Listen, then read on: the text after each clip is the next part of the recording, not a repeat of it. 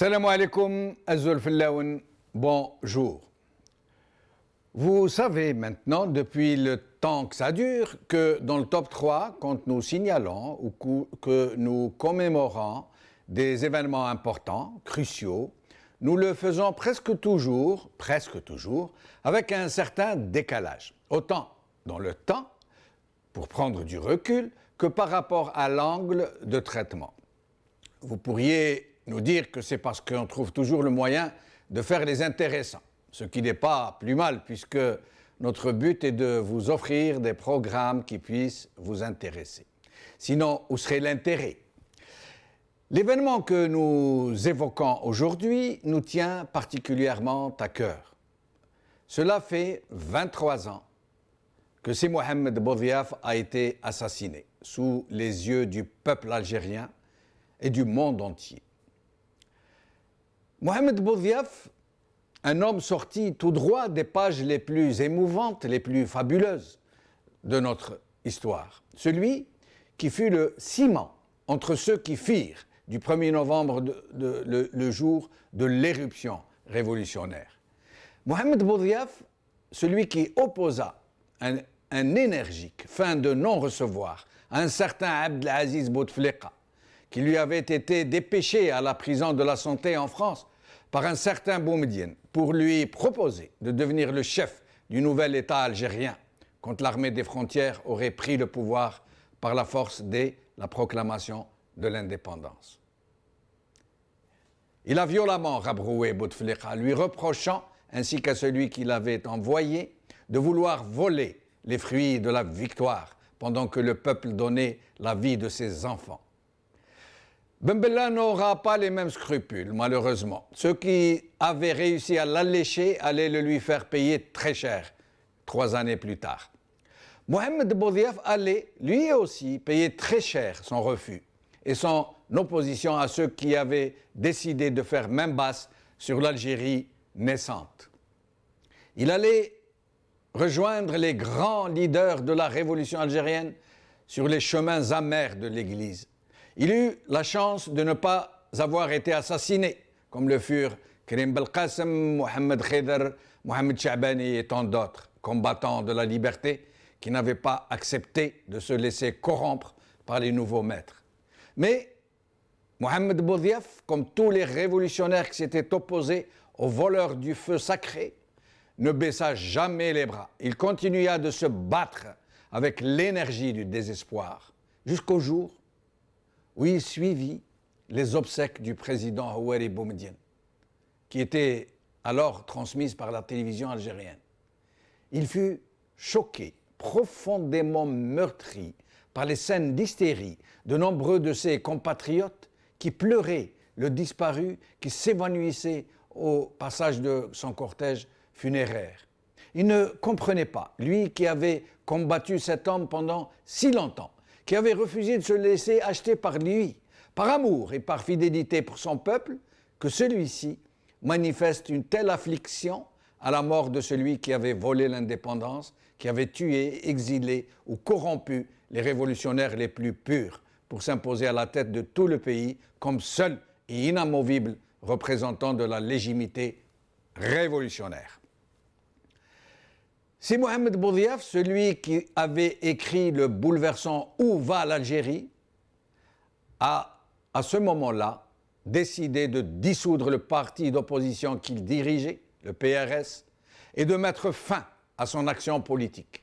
Il ne voulait plus vouloir la justice et le droit pour un peuple qui ne les voulait pas pour lui-même. Il décida de se consacrer entièrement à sa famille, de vivre sa vie comme il le pouvait. Il possédait au Maroc une petite briqueterie artisanale qui faisait bouillir la marmite tant bien que mal. Il tourna la page et plus personne n'entendit parler de lui jusqu'au jour où les putschistes qui avaient interrompu le seul processus électoral qui avait permis au peuple de choisir d'autres dirigeants qui ne soient pas désignés par le régime, et décidé de lui faire appel pour se servir de lui, en faire une façade honorable et cacher leur turpitude sous son imposante stature. Ils savaient, ces généraux putschistes, que si Mohammed les connaissait, qu'il ne leur faisait pas confiance. Alors, pour le tromper, ils usèrent des services de gens en qui il avait une totale confiance, qui se trouvaient même sous ses ordres quand il dirigeait depuis la prison française la puissante Fédération de France. Ces gens savaient tout son amour pour sa chère Algérie. Ils savaient que seul le spectre de la disparition de sa patrie, de la dévastation de celle-ci, pouvait le décider à revenir. Ils lui firent croire que ces généraux n'avaient agi que pour sauver le pays, restaurer la République, une République qui n'avait jamais existé en vérité. Il demanda à réfléchir, à consulter des gens en qui il avait confiance. Et les généraux putschistes mirent tout en œuvre, une véritable action psychologique pour le tromper, l'aveugler, le cerner de toutes parts, par une foule de gens dont ils pensaient qu'ils étaient ses amis, qu'eux aussi ne pensaient qu'au salut du pays. Il accepta finalement de revenir au pays. Il fut accueilli comme un héros par ceux-là même qui avaient perpétré le coup d'État. Nombreux parmi les Algériens, les jeunes surtout, ne le connaissaient plus ou ne le connaissaient pas du tout. Alors, pour les besoins de la cause, le régime, le même qui avait tout fait pour étouffer sa voix et effacer sa présence de la mémoire collective, décida de le glorifier pour les besoins de la cause. C'est Mohammed, cerné de toutes parts, comme on a dit, qui n'avait pas d'autres informations que celles que le régime lui faisait parvenir, fut induit en erreur. Pour la première fois de sa vie, cet homme perspicace, d'une vivacité et d'une intelligence rares, mais aussi d'une honnêteté comme il n'y en a plus, se trompa d'ennemi. Il prêta son concours à des criminels, à des pillards. Il donna sa bénédiction à des mesures de répression, de détention, d'étouffement des libertés publiques. Jusqu'au jour où il découvrit, malgré la chape de plomb, que ceux qui se disaient les sauveurs de la République étaient une mafia, pour reprendre ses propres termes. Il décida de les combattre, et ce fut le tournant fatidique. Quand il décida d'envoyer des enquêteurs chez le Premier ministre français, Pierre Bérégovoy, pour lui demander de lui fournir des informations sur les fortunes de la junte en France, il signa son arrêt de mort. Les enquêteurs qu'il avait envoyés en France furent assassinés aussitôt revenus en Algérie et leur mort inscrite à l'actif du terrorisme. Le sort en était jeté. Le reste est connu. Nous allons en parler avec nos invités. Aujourd'hui, Algérie Focus, exclusif Nasser Boudiaf. Mon père a été assassiné parce qu'il voulait éliminer les mafias. Par Abdou Semar. La dépêche de Kabylie. Victime de son amour pour l'Algérie, Mohamed Boudiaf, 23 ans déjà. Par DDK. El Watan. 23 ans après son assassinat, Mohamed Boudiaf, l'oublié des officiels algériens. Par Mejid Mekedi. Aujourd'hui, avant de recevoir nos invités, nous allons revoir cette scène désormais célèbre qui fait partie de l'histoire de l'humanité, de l'assassinat du président Boudiaf. احنا نشوفوا هذا الدول اللي فتتنا باش فتنا بالعلم والدين تاع الاسلام.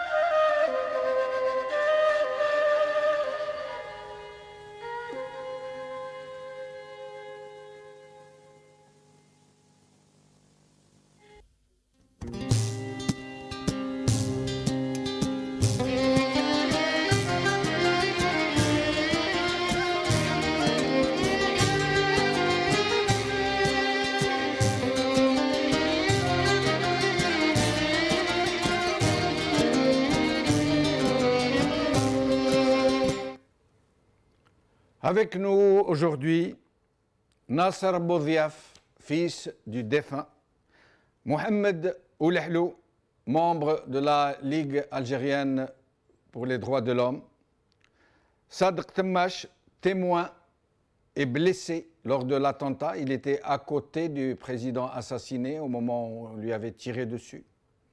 Jamel Hafsi, journaliste au Maroc. Yassine Mahibahi, médecin à Paris et observateur politique. Nasser Boudiaf, merci d'être encore une fois avec nous.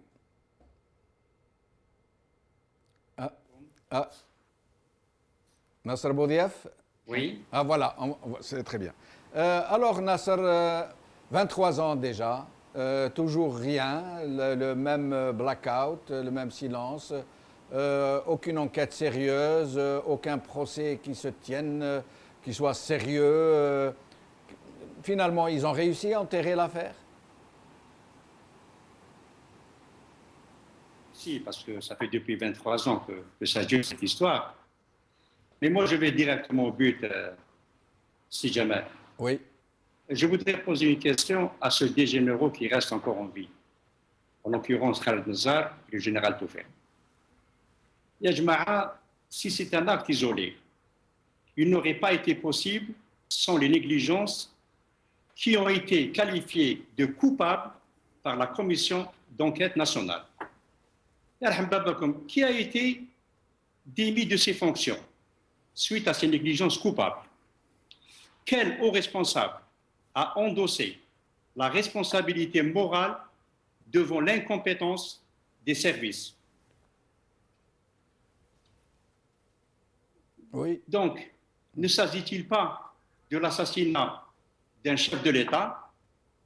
Par ailleurs, si personne n'a été sanctionné pour faute grave et négligence, avait entraîné mort d'homme, cela autoriserait la thèse du complot. Voilà. Mais Nasser Boudiaf, ça fait 23 ans que vous vous battez et avec vous de nombreux autres Algériens, journalistes, intellectuels, amis du défunt, pour essayer de faire éclater la vérité, mais il ne se passe rien. Je me rappelle même qu'un jour, Boum Arafi, l'assassin présumé du président, du moins celui qui aurait tiré, on dit qu'il aurait écrit à Maître Ali Yahya Abdel-Nour pour lui faire des révélations et que Maître Ali Yahya Abdel-Nour aurait décliné parce qu'il a pensé que cela pourrait lui coûter la vie. Il avait peur, oui, c'est vrai. Oui. Est-ce que vous pourriez nous en dire plus au sujet de cette affaire? À part la lettre qu'il avait écrite, moi je n'ai pas vu la lettre. Donc, moi j'ai lu les déclarations de l'époque de Maître Ali Yahya Abdel-Nour, que je salue. Il a déclaré qu'il n'a pas voulu prendre cette affaire-là parce qu'il avait peur. Mais c'est quand même incroyable. Maître Ali Yahya Abdel-Nour, connu pour son courage, connu pour ne reculer devant rien, qui reçoit la proposition de Boum Arafi de lui confier la vérité sur l'affaire et qui décline, qui dit non, non, non, non, je ne veux pas savoir parce que ça va me coûter la vie. Et ça ne déclenche rien? Sauf si Jamal. Oui. Je vais reprendre une déclaration qu'Aboum Arafi pendant son procès. Oui. Il a affirmé avoir parlé d'actes isolés pour protéger sa vie. J'avais peur de tout le monde. Nous avons affaire à une véritable mafia qui nous dépasse, l'opinion publique et moi-même. Oui. Oui, oui. Voilà. Nasser, quelqu'un dont je ne peux pas dire le nom m'a confié un jour quelque chose. Je ne sais pas, ça vaut ce que ça vaut. Moi, je vais vous vendre ce qu'on m'a vendu. Hein. Je ne réponds pas de la véracité de ce que je vais vous dire. Quelqu'un m'a dit qu'il semblerait que ceux qui ont approché Boum Arafi, celui plutôt qui aurait approché Boum Arafi pour lui donner l'ordre d'assassiner Mohamed Boudiaf, dès l'assassinat de Mohamed Boudiaf, il aurait été lui-même assassiné tout de suite après. Ce commandant qui aurait donné l'ordre à Boum Arafi de tuer le président Boudiaf, qui lui aurait même promis des choses, de devenir ceci, cela, qu'il allait sauver l'Algérie, etc. On l'aurait conditionné. Alors, on dit que ce donneur d'ordre aurait lui-même été supprimé pour ne pas permettre éventuellement de remonter au véritable donneur d'ordre. Est-ce que vous croyez à ce genre de thèse? Ben, vous savez, tout est possible. Hein. On nous a parlé d'un seul mort lors de cette journée funeste du 29 juin.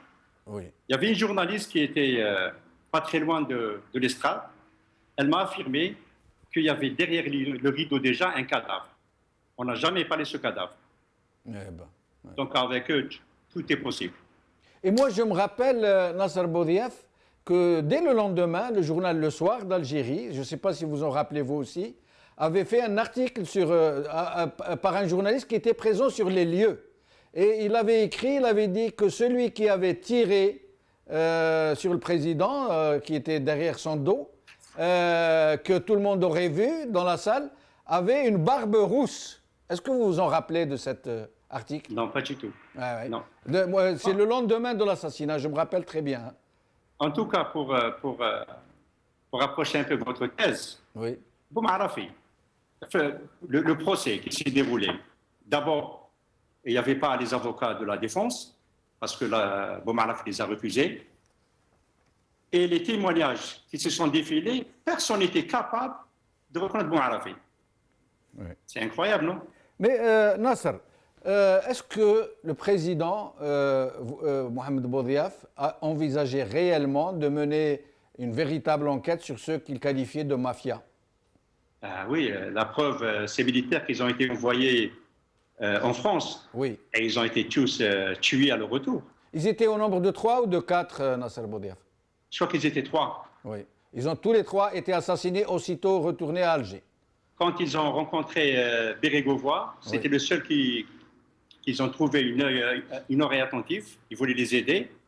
Et je ne vous cache pas, c'est la DGSN qui les a donnés. Voilà, alors c'est ce qu'on m'a dit. On m'a rapporté que le patron de la DGSN avait refusé, il avait dit à Pierre Bérégovoy de ne donner aucune information à ses officiers. Et non satisfaits de cela, ils avaient pris le téléphone et averti leurs copains du DRS à Alger de l'arrivée soi-disant secrète de ces 3 officiers qui furent assassinés par la suite. Vous confirmez? C'est comme ça qu'ils les ont eus. Eh bien voilà. Restez avec nous, Nasser Boudiaf. Nous allons à présent accueillir par Skype aussi Mohamed Oulehlou, membre de la Ligue algérienne des droits de l'homme, mais qui était cadre du FIS. Mohamed Oulehlou, Alain Bik, merci d'être avec nous. Madame. Merci, c'est Mohamed d'être avec nous. Bonjour, madame. Bonjour. Alors, c'est Mohamed Oulehlou.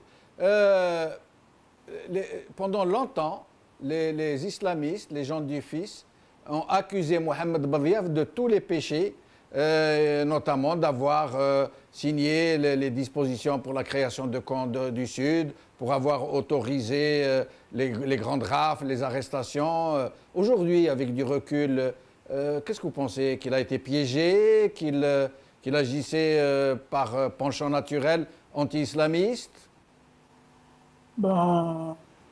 D'abord, nous regrettons fermement ce qui s'est passé. C'est un qui salira la mémoire de notre patrie.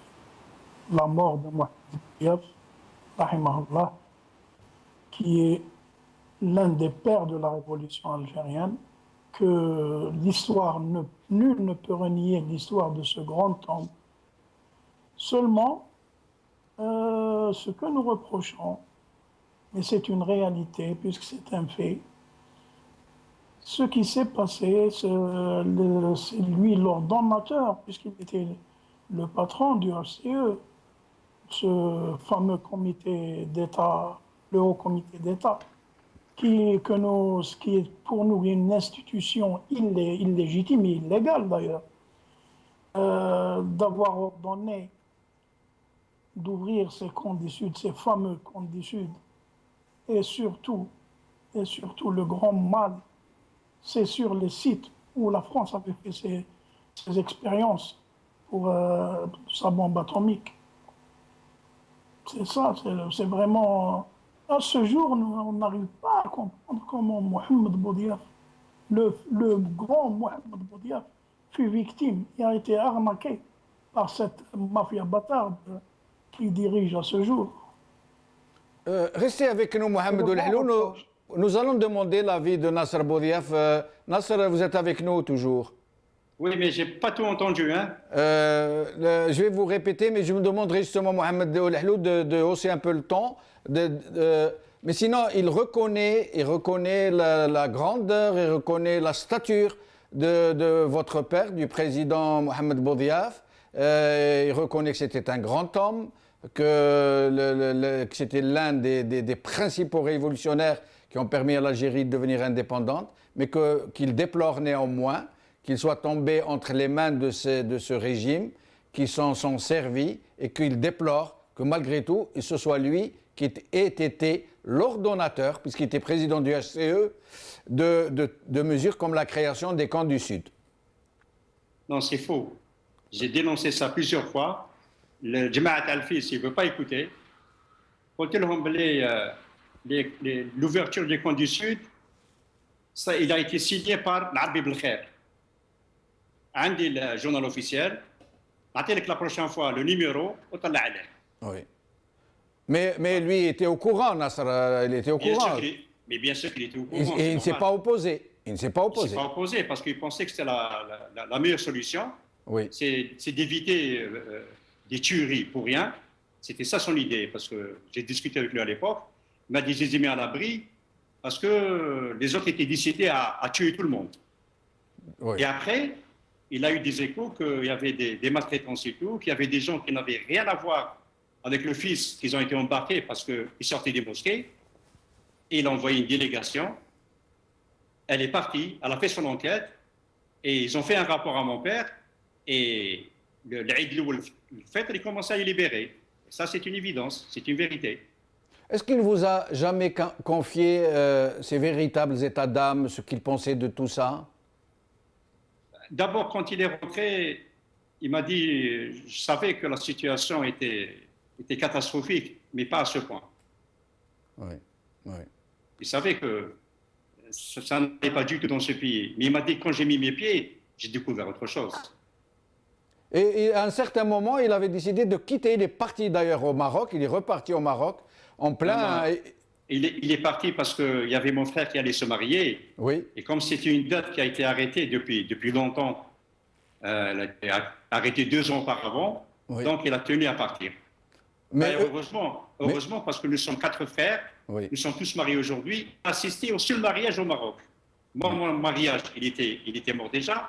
Celui de mon frère Toufer, il était mort. Et celui de dernier de Rachid, il était mort. Donc imaginez-vous, s'il n'était pas parti, il n'aurait jamais pu assister à au moins un mariage.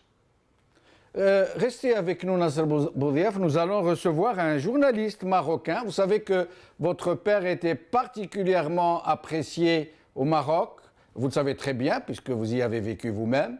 Et que jusqu'à aujourd'hui, les Marocains l'ont en très grande estime. Des Marocains dont nous ne saluerons jamais assez la solidarité avec les Algériens durant la guerre de libération nationale, mais aussi après, où ils ont accueilli des opposants, non pas pour porter préjudice au régime, mais par solidarité. Jamal Hafsi, merci d'être avec nous. Jamal Hafsi. Est-ce que Jamal Hafsi est avec nous? Jamal Hafsi? Jamal Hafsi, vous êtes avec nous, sinon je reviens à vous dans un petit moment. En attendant, je vais revenir à Mohamed Oulehlou, en attendant que la connexion soit rétablie avec Jamal Hafsi. Mohamed Oulehlou, vous êtes avec nous. Vous avez écouté Nasser Boudiaf? Oui. Il dit que c'est d'abord que c'est l'Arbi Belkhair qui a signé ces fameuses dispositions et que Mohamed Boudiaf, au fond, c'était pour éviter le pire qu'il avait opté pour ces mesures. Mais comment je... Mais vraiment, ce que j'ai à dire... Exprimez-vous en toute liberté, c'est Mohamed Oulehlou. Nous sommes en frères ici. J'ai parlé tout à l'heure à Nasser. Je lui ai dit qu'il y aura la présence de gens qui appartiennent au fils et il a très très bien accueilli. Il ne demande qu'à ce que vous vous exprimiez justement. Écoutez, sachez qu'il y a déjà 38 personnes qu'on connaît personnellement qui sont morts de cancers, de différents cancers dus à la radioactivité sur les sites où ils ont été incarcérés. Bon, on choisisse des camps, ça, mais pourquoi spécialement, surtout sur ces sites qui sont interdits, sur ces sites qu'on ne peut pas approcher à des dizaines de kilomètres? Comment se fait-il qu'on choisisse à mettre ces gens-là sur ces sites? Et ne me dites pas qu'il n'était pas au courant quand même. Lui qui était président du Haut Comité, il a une part de responsabilité morale quand même. Il aurait pu s'opposer, il aurait pu, je sais pas, vous dites qu'il a une bonne intention, qu'il avait soi-disant une bonne intention pour que ces gens-là ne soient pas tués.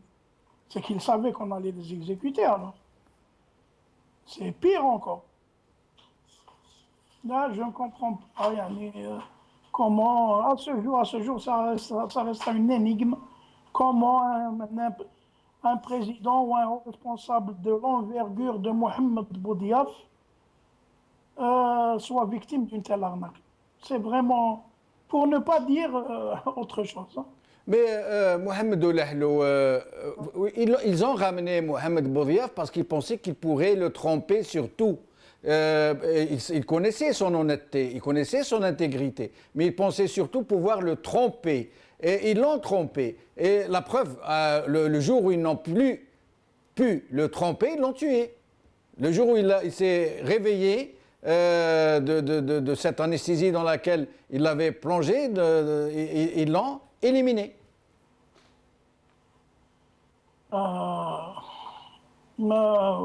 Qu'est-ce que vous voulez que je vous dise? Il y a les faits qui sont là, qui crient. Oui. On a 20 000 personnes qui ont été incarcérées sur ces sites. J'en rencontre quotidiennement des gens qui sont malades. Les conséquences de la radioactivité, c'est des loques humaines. C'est des loques humaines. Oui, oui. C'est des loques humaines, Jamal. Si je dis bien c'est des loques humaines. Il faut voir comment ils sont, des déformations, des différents cancers de peau, du pancréas, et leur progéniture. Ces gens-là, ils ont enfanté. Il faut voir ce qu'ils ont enfanté. Vous pensez qu'ils auraient été contaminés par les restes nucléaires d'ailleurs, c'est le cas de la population qui vit aussi là-bas. Ce n'est pas seulement les... Et personne n'en parle aujourd'hui. Il y a des Algériens qui vivent dans les environs, qui continuent de subir. Je m'excuse, Jamal, pas tous les sites. Il y a des gens qui vivent à côté à Argan, mais par exemple, Ain Mgel ou Wad Namous, c'est l'extrême désert et c'est des endroits de très haute activité. Le taux d'activité est très haut, ces endroits-là. Ces gens-là, d'ailleurs, même les Français ont laissé sur place tout le matériel qu'ils ont utilisé. On a des documents, on a des photos, et on a des témoins, même des militaires qui étaient sur site, qui gardaient ces gens-là, ils sont là, ils sont à témoigner, ils ont des photos. La France, c'est tout sur place. Que dirais-tu d'une correspondance? Toutes les correspondances qu'ils avaient avec leurs parents, lettres, cartes postales, photos familiales, ils les ont laissées sur place et on a des spécimens. On a des spécimens de ces photos, de ces lettres. Il leur a interdit même de prendre leur correspondance, tu vois, leurs photos, ils les ont laissées sur place. Parce qu'ils pensent à leurs enfants. Là est toute la différence. Restez avec nous, Mohamed Oulehlou. Jamal Hafsi, vous êtes avec nous? Jamal Hafsi? Allô, oui, Rani, merci Jamal d'être avec nous. Mohamed Boudiaf était au Maroc comme dans sa seconde patrie, dans sa patrie tout court, puisque... Le langage est coupé, hein, je n'entends pas bien. Et là, vous m'entendez? Mais c'est pas grave, je vais entendre flatter la... Oui, je vous entends. Alors, Mohamed Boudiaf, finalement, comme il ne pouvait pas rentrer en Algérie, qui lui manquait énormément pendant sa longue période d'exil, avait finalement été accueilli par le Maroc, où il se sentait chez lui. Quel est aujourd'hui, que pensent les Marocains, nos compatriotes marocains, de Mohamed Boudiaf?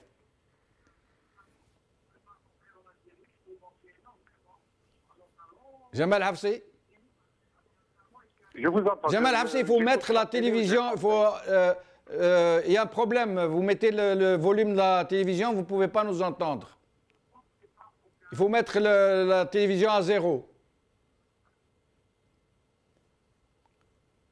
Écoutez, Jamaldine, je ne sais pas ce que je pourrais rajouter d'abord par rapport à la personnalité de ce Mohamed Boudiaf. Après ce que vous avez dit, est-ce que vous m'entendez? Oui, poursuivez, on vous entend très bien. Poursuivez. Est-ce que vous m'entendez? Nous vous entendons très bien, Jamal. D'accord. Donc, je disais que qu'est-ce que je pourrais dire de plus par rapport à la personnalité de Mohamed Boudiaf, après ce que vous avez dit, ce qu'a dit son fils, Mohamed, que j'ai eu le plaisir il y a quelques années de croiser, Mohamed Boudiaf, c'était quelqu'un qui a pratiquement vécu en osmose par rapport à son entourage dans la petite ville, enfin dans la ville de Kénitra, où il vivait, d'abord en tant que citoyen, ensuite en tant que petit industriel qui gérait avec beaucoup de succès. Je le sais parce que j'y suis. Tout de suite après sa mort, je suis parti à Kénitra, j'ai fait une petite enquête qui arrivait, je disais, à gérer assez bien sa petite briqueterie. Et ce que je souhaiterais rajouter, là c'est fondamental pour qu'on puisse un peu cerner le personnage, c'est que durant le long séjour de Mohamed Boudiaf à Kénitra, alors qu'il avait la possibilité de le faire, tout le monde s'accorde à admettre et à attester comme quoi Mohamed Boudiaf n'a jamais sollicité de quiconque, alors qu'il avait des introductions au niveau du palais royal, c'était quelqu'un qui était apprécié, c'est quelqu'un qui n'a jamais sollicité quelque avantage qui puisse être de la part de quiconque. Et je dis bien qu'il avait grandement la possibilité de le faire. D'abord parce qu'on estimait le personnage. Il ne faut pas oublier que Mohamed Boudiaf était avant tout un grand maghrébin convaincu. Ça, beaucoup de personnes ne le savent pas. Et en plus, c'était aussi, il avait un trait de caractère. C'était quelqu'un de particulièrement intègre, de quelqu'un qui avait noué des amitiés auprès de petites gens à Kénitra, de personnalité aussi, il va de soi. C'est vous dire aussi que quand on n'a pas appris, mais quand les Marocains ont assisté à cette exécution en direct, je ne peux pas vous dire le choc que ça a provoqué chez les personnes, d'abord de sa génération, ensuite de personnes qui, par oui dire, ont appris qui était Mohamed Boudiaf. Merci Jamal. Restez avec nous. Sadr Temmache qui était à côté du président Boudiaf au moment de la fusillade, au moment où la grenade avait été lancée, qui a reçu plusieurs balles quand l'assassin a tiré sur Mohamed Boudiaf. Il a reçu plusieurs balles dans le corps et il en souffre jusqu'à aujourd'hui. Et on dit que son sang a été mêlé à celui du défunt. Sadr Temmache, vous êtes avec nous? Oui. Merci d'être avec nous. Alors, qu'est-ce que vous pourriez nous dire sur cette journée, cette tragique journée? Allô? Oui, on vous écoute, Sadr Temmache. Je vous en prie. Bonsoir. Bonsoir. Merci pour l'invitation et salam alaikum. عليكم السلام ورحمة الله. وتحية لك ولضيوفك وللمشاهد الكريم ورمضان كريم. بارك الله فيك. الله يسلمك.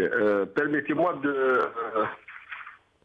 vous répondre sur votre question Oui. qui concerne l'assassinat de Monsieur le Président Mohamed Boudiaf الله يرحمه. Oui. واللي نترحموا عليه اليوم وعلى كل شهداء الجزائر والوطن العربي ككل. شخصيا من جهتي كإشهاد على يوم الاغتيال تاع يوم 29 جوان 92. Oui. حتى المشاهد الكريم يكون معنا يقدر يعرف وجودي هناك في المنصة مع السي محمد بوضياف الله يرحمه في هذا اليوم، حتى يعرف الأسباب كيف وقعت.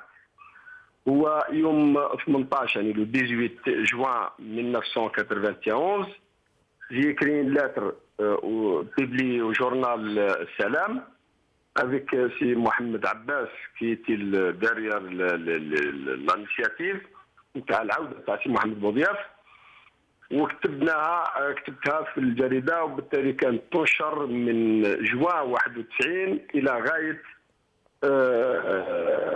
يعني ديسمبر، غاية الانتخابات البرلمانية الأولى المتعددة في الجزائر. الرسالة كانت موجهة إلى سي محمد بوضياف للعودة، لأنه كان سي بن بلة الله يرحمه رجع للجزائر، سي عيد أحمد، كل يعني الناس اللي كانوا خارج الجزائر كانوا رجعوا، وهذا جات بعد أحداث أكتوبر 88. فالرسالة اللي توجهت إلى سي محمد بوضياف واللي صبحت في كل مرة تنشر في الجريدة بالإضافة للصورة نتاعو كانت رسالة موجهة، واللي الآن نشرها سي محمد عباس في كتابه اللي تحت عنوان اغتيال حلم. هذه الرسالة إذا سمحتوا ممكن فقرة منها، فكانت موجهة بالشكل التالي: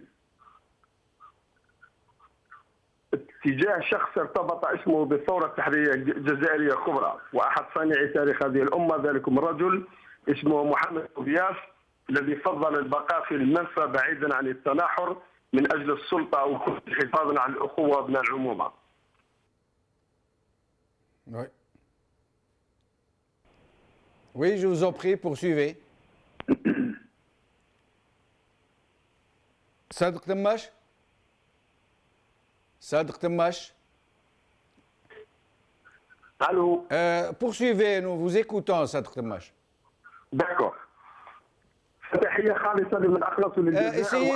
Essayez de mettre le volume de la télé à zéro, s'il vous plaît, parce qu'il y a un retour. Ah, d'accord. Ouais. Oui. Oui, Je t'écoute. je vous en prie. Je vous écoute.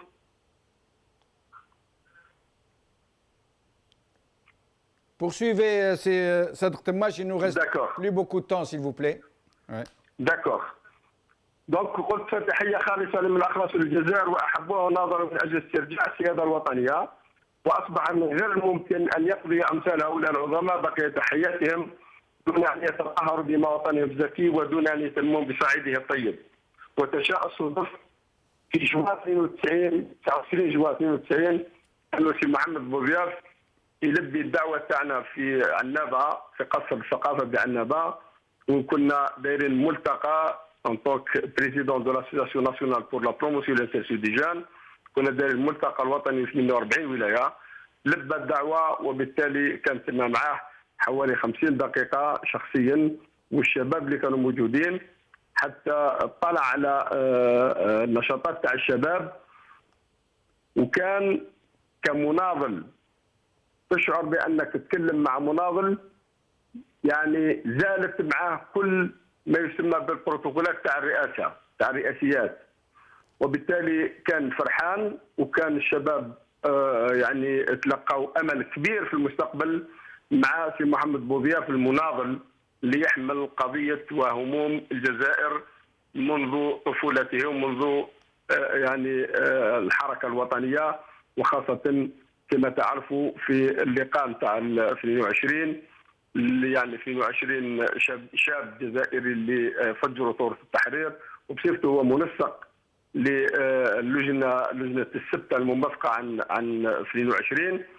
سي محمد بوضياف انذاك كانت له كلمه مشهوره عندما كانت التقارير تصل من حزب الشعب ولام تيلدي انذاك، قول بان الشعب الجزائري راهو في المقاهي وراهو مع الدومينو وما على بالوش بالثوره تماما.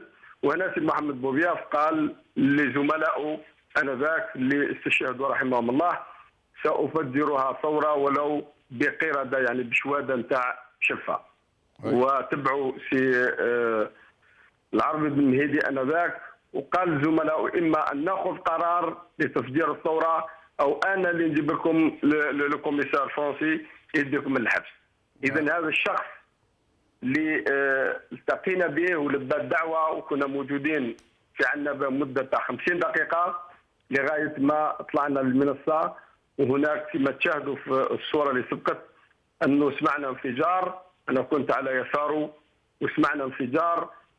اعتقدنا بانه البروجيكتور كي الكوتي غوش فينالمون سي لا غروناد اللي ضربت في الاستراد ورجعت، وهناك استقرت بين رجلي ورجل سي محمد بوضياف لغايه ما كواصل. ايضا للمشاهد الكريم انه سي محمد بوضياف كان كاتب الديسكور تاعو سور ان بلوك نوت en langue française, mais il a été traduit en langue arabe. بيبدو ايضا بستيلو، مما يعني ان سي محمد بوضياف كان محضر رحمه الله، محضر الديسكور تاعو الخطاب تاعو وشخصيا، بمعنى ما اطلع عليه حتى واحد من اطراف اخرى، مما يعني ان الرجل كان مسؤول على كل القرارات نتاعو اللي اتخذها. يعني هنا كان يسال على بعض المصطلحات اللي موجوداش كل لي ستاتيستيك لا فورماسيون بروفيسيونيل، وواصل الخطاب تاعو لغايه ما وصل البلدان المتقدمه بماذا فاتتنا بالعلم واحنا الاسلام. وهنا شفت الشعار تاع سي محمد بوضياف يسقط امامي في المنصه، وفي نفس اللحظه انفجرت القنبله من مرفتني انا تحت المنصه، واللي الان نشوف سي ناصر وانا نوجه له تحيه يتساءل حول الشخص اللي كان ساقط تحت المنصه، ونقول له باللي انا اللي كنت موجود معايا كان شي شاب بورقعه سمير اللي هو على قيد الحياه في عنابه. بارك الله فيك. Je suis obligé de vous interrompre, Sadr Tamash, parce qu'il nous reste un invité, Yassine Mahibahi. C'est vraiment intéressant, passionnant ce que vous nous dites. J'espère que nous aurons une autre occasion. Yassine Mahibahi, vous êtes avec nous, vous allez devoir conclure. Il nous reste environ 4 minutes. Je vous laisse donc dire votre avis, commenter ce tragique événement, cette commémoration. Massa al-Khair, en 4 minutes, c'est pas beaucoup pour essayer de dire ce que je pense, mais en gros, les grandes points de ligne, c'est que Lyoum, alhamdoulilah, à travers les réseaux sociaux, je pense que Nasser, il a fait un excellent travail, comme d'ailleurs chaque année. Ce qui est sûr, c'est qu'il y a un travail de mémoire qui est en train de se faire. On n'a pas besoin, aujourd'hui, la jeunesse algérienne, chaque année, commémore seule l'assassinat du président Boudiaf. Il faut dire que cette année particulièrement, il y a eu quand même une mobilisation des jeunes à Alger.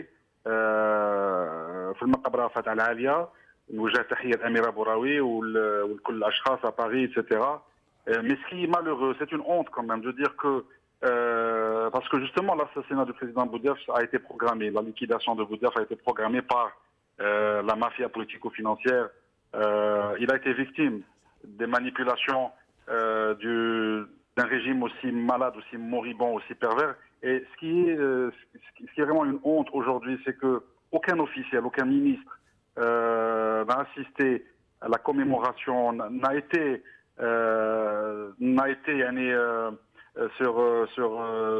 au cimetière de l'Alia.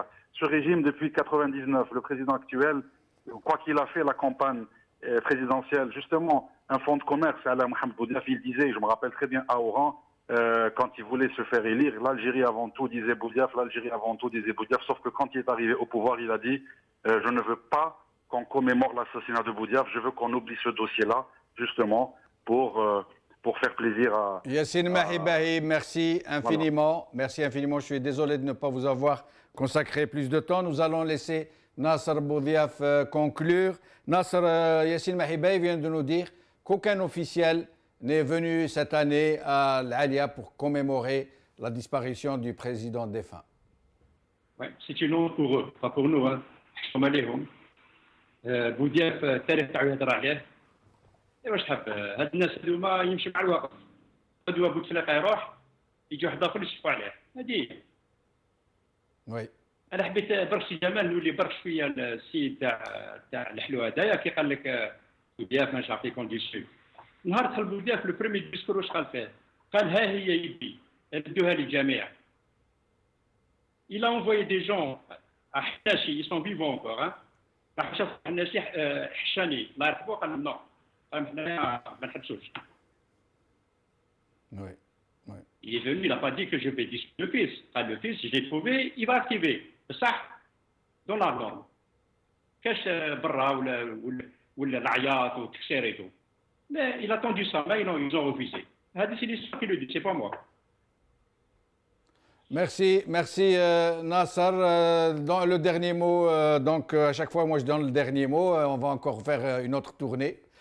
Mohamed Lahlou, si vous voulez répondre à Nasser avant de conclure, cette fois-ci pour de vrai. Probablement en toute sincérité, mais en posant la question, où va l'Algérie? Boudiaf ignorait donc qu'en acceptant de se mettre à la tête d'une institution illégitime, illégale, ce fameux Haut Comité d'État, il installait non seulement l'Algérie dans le nom de roi, mais il l'amarrait à la dictature. Et ce faisant, il participait à immobiliser une Algérie alors en mouvement. Le pays cessait d'avancer. Il ne pouvait donc aller nulle part. La question « Où va l'Algérie ?» constituait et continue d'être un véritable non-sens pour un pays à l'arrêt.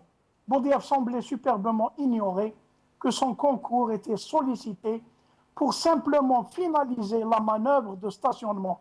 Le pays était à destination et de sa vie il paya son ignorance.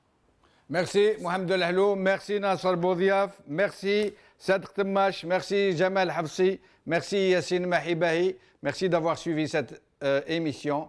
الله يرحم سي محمد بوضياف الله يرحم كل الضحايا تاع هذه المآسات هذه. السلام عليكم، بقوا على خير، بسلامه.